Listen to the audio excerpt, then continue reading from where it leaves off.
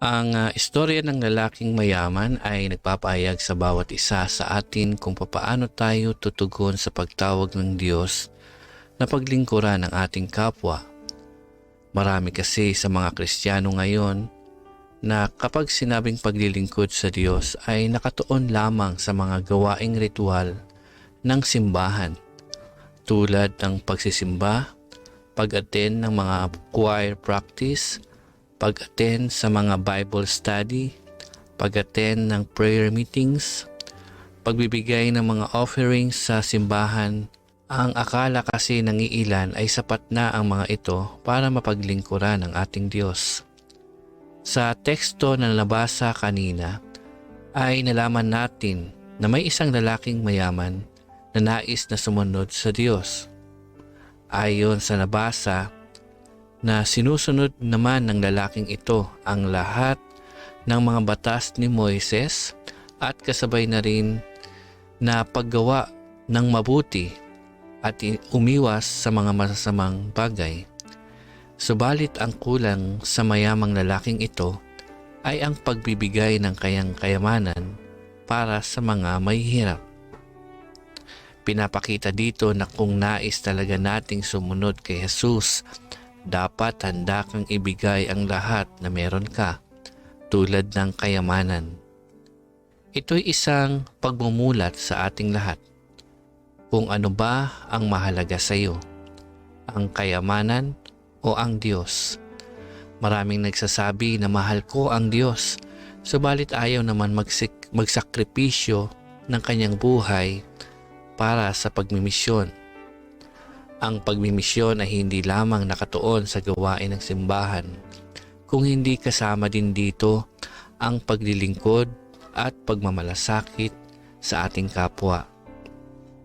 At ang isa sa pamamaraan ng paglilingkod sa kapwa ay pagbibigay ng biyaya para sa iba. Sabi nga nila, share your blessings. Maging mapagpala ka din sa iba.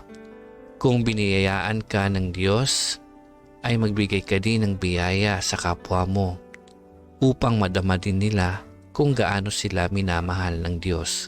Ang pagsuko ng lahat sa Diyos ay nagpapahayag na ikaw ay nagtitiwala sa Diyos dahil ipinapahayag mo sa Diyos na Siya lamang ang iyong pag-asa sa iyong buhay at nagtitiwala ka na tutulungan ka ng Diyos sa lahat ng panahon ng iyong buhay. Ang aral at ang utos ng Diyos ay handa mo itong sundin, kaya naman handa kang magmalasakit at maglingkod sa iyong kapwa. Ito ang bagay na hindi kayang gawin ng mayamang lalaki. Ang ipamahagi ang kanyang kayamanan sa mga mahihirap. Mahal man niya si Jesus, subalit masigit niyang pinapahalagaan ang kayamanan at natatakot siyang mawalan nito. Sa iyong buhay, ano ba ang mahalaga sa iyo? Ikaw ba ay natutulad sa mayamang lalaki sa panahon ni Jesus na nagsasabi na nais niyang sumunod kay Jesus subalit ayaw naman niyang ipamahagi ang kanyang kayamanan para sa iba? Nasusulat, kung ano ang pinapahalagaan ng tao ay nandoon ang kanyang puso. Mahalaga pa man din sa Diyos ang puso. Kaya naman kung nagpapahayag tayo na minamahal natin ang Diyos, subalit ayaw naman natin magmalasakit sa ating kapwa, walang saysay ang mga pahayag na ito. At niloloko lamang natin ang ating mga sarili, sapagkat ang ginagawa natin ay hindi nakalulugod sa Diyos. Tama na maging mabuti at magdagdag ng kaalaman patungkol sa Diyos. Subalit kung hindi naman natin ina-apply sa ating buhay ang bawat natututunan natin sa salita ng Diyos, ay wala rin namang saysay ang mga ito. Tulad mo na nais mong makadama ng pagmamahal, gayon din ang Diyos, nais niyang madama na mahal mo siya at madadama lamang niya yon kung ikaw ay handang magmalasakit sa iyong kapwa.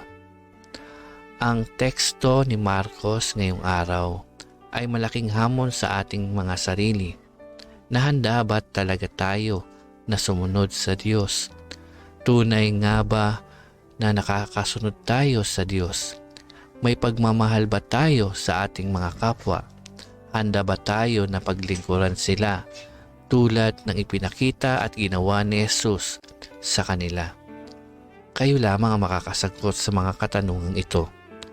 Kung sakaling inutos ni Jesus ang sinabi niya sa lalaking mayaman, ano ang iyong pagtugon? Ano ang ating isasagot kay Jesus? Mga kapatid, sumainyo nawa ang pusong handang magsakripisyo para masunod lamang ang nais ng ating Panginoon, at ang nais niya ay magkaroon tayo ng malasakit sa ating kapwa. Sa ngalan ng Ama, ng Anak at ng Espiritu Santo. Amen.